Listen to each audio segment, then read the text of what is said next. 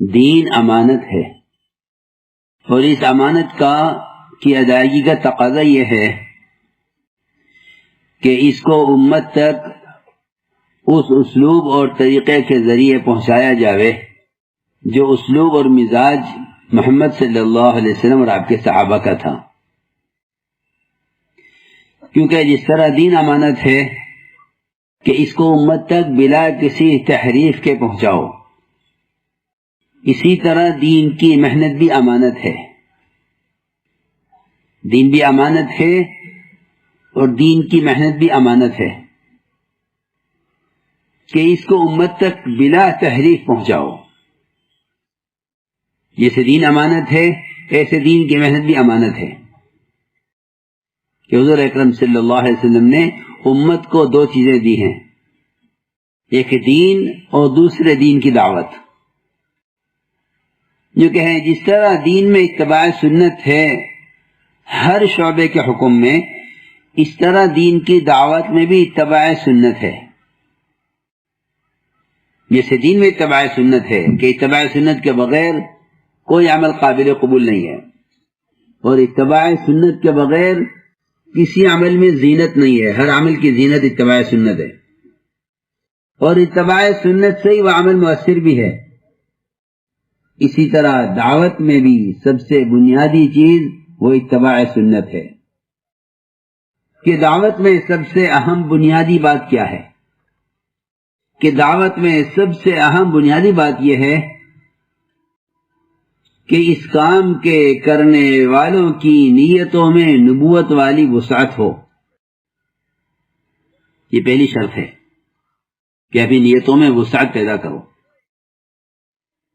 علاقائیت سے، قومیت سے، زبان سے، خاندان سے، اس سب سے آگے جا کر کام ہوگا. اس لیے کہ یہ ساری شکلیں ان کی نیتوں کو، ان کے ارادوں کو محدود کرنے والی ہیں. اس لیے حضور اکرم صلی اللہ علیہ وسلم نے امت بنائی ہے. آپ کا طرز دعوت اور آپ کا امت کے ساتھ معاملہ وہ قومیت یا زبان رنگ کی بنیاد پر نہیں ہے، بلکہ آپ کا معاملہ امت کے ساتھ باعتبار امت کے ہے. اس لیے سب سے بنیادی چیز آپ کی دعوت میں یہ ہے کہ آپ کی دعوت میں عمومیت ملے گی. حضور اکرم صلی اللہ علیہ وسلم نے اس کام سے کوئی قوم، کوئی طبقہ نہیں تیار کیا، بلکہ ابتدا سے آپ کی محنت میں اور آپ کے دین میں مختلف رنگ، مختلف زبان، مختلف قوم، مختلف قبیلے آپ کے دین میں داخل ہوئے. تو یہ آپ کا طرز دعوت ہے کہ حضور اکرم صلی اللہ علیہ وسلم کسی انسان کا درجہ اس سے کم نہیں سمجھتے تھے کہ آپ اس کو دعوت دیں. یہ میں نے بنیادی بات عرض کی ہے کہ داعی کی نیت میں نبوت والی وسعت ہو. یہ سب سے پہلی شرط ہے، تب تو امت بنے گی. اور اگر نیتوں میں تنگیاں ہیں اور دلوں میں تنگیاں ہیں تو اس سے فرقے بنے گی، امت نہیں بنے گی. کہ اس سے فرقہ بنے گی، امت نہیں بنے گی. امت بننے کے لیے اپنے آپ کو طبقاتی مزاج سے اوپر لانا پڑے گا. یہ امت بننے کے لیے شرط ہے کہ امت کا ترجمہ یہی ہے، الذی یعلم الناس الخیر، کہ جو لوگوں کو بھلی بات سکھلائے وہ امت ہے. تو ہم نے عرض کیا کہ آپ کی دعوت میں اور آپ کے طریقے جہود میں عمومیت ہے. اس لیے ہمارے کام کی سب سے بنیادی چیز وہ عمومیت ہے. سب سے بنیادی چیز عمومیت ہے.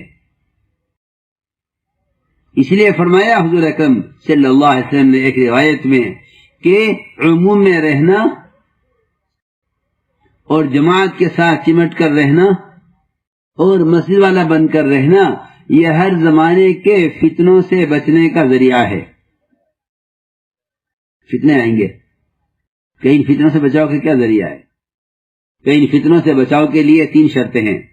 تین تین بنیادی حکومت یہ ہیں، صحیح حدیث ہے کہ انسان کا بھیڑیا شیطان ہے، اس کے حملے سے بچنے کے لیے تین کام کرو۔ پہلا کام یہ کہ عموم میں رہو، دوسرا کام یہ ہے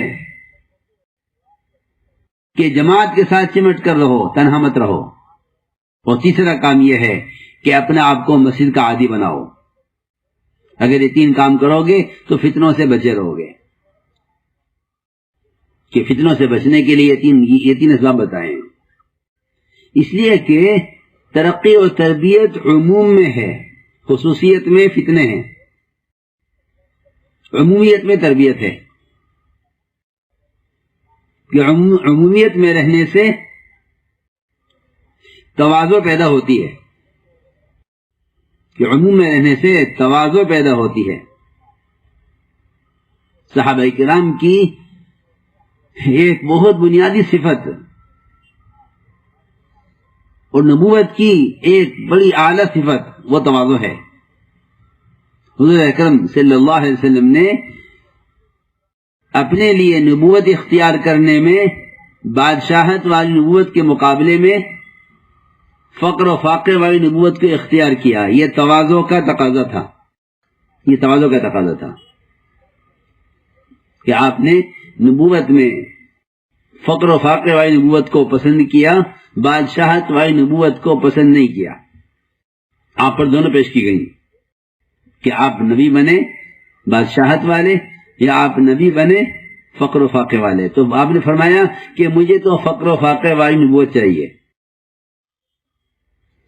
یہ آپ کی یہ تواضع کا تقاضا ہے۔ اسے میں نے عرض کیا کہ عموم میں رہنے میں بڑی ترقیات ہیں، اور عموم میں رہنے میں بڑی تربیت ہے، اور عمومیت میں حفاظت ہے۔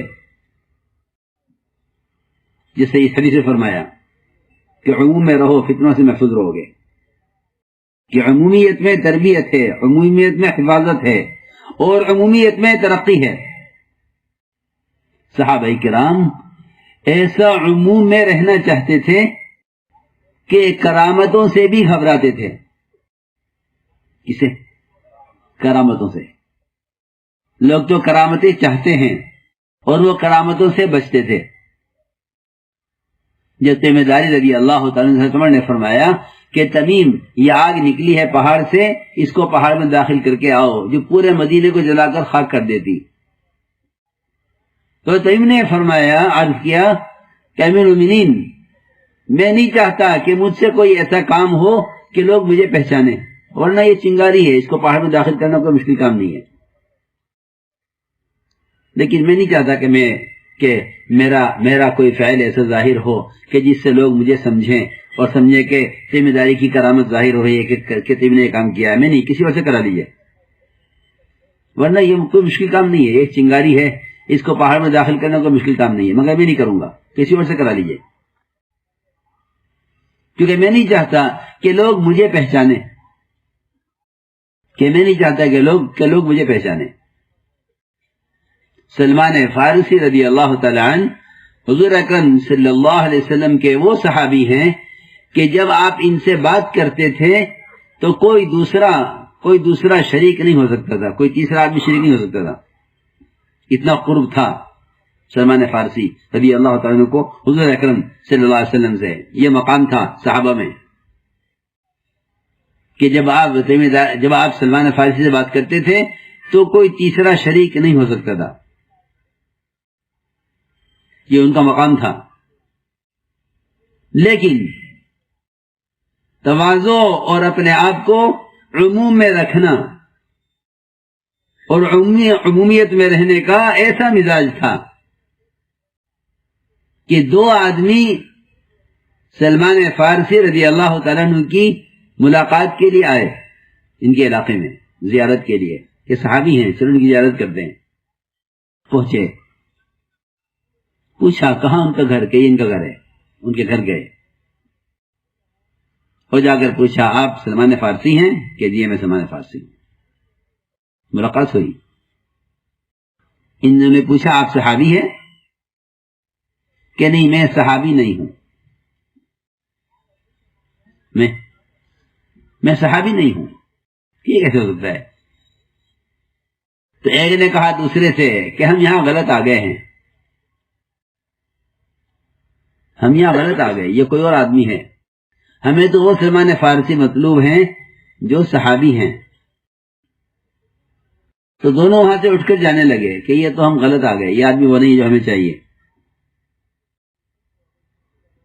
جب اٹھ کے جانے لگے تو سلمان فارسی رضی اللہ عنہ فرمایا کہ تم کس سلمان فارسی کی تلاش میں ہو؟ کہ وہ سلمان جو حضور اکرم صلی اللہ علیہ وسلم کے ساتھ غزوات میں ہوتے تھے، سفر حضر میں ساتھ ہوتے تھے، مشوروں میں ساتھ ہوتے تھے، مقام تھا ان کا۔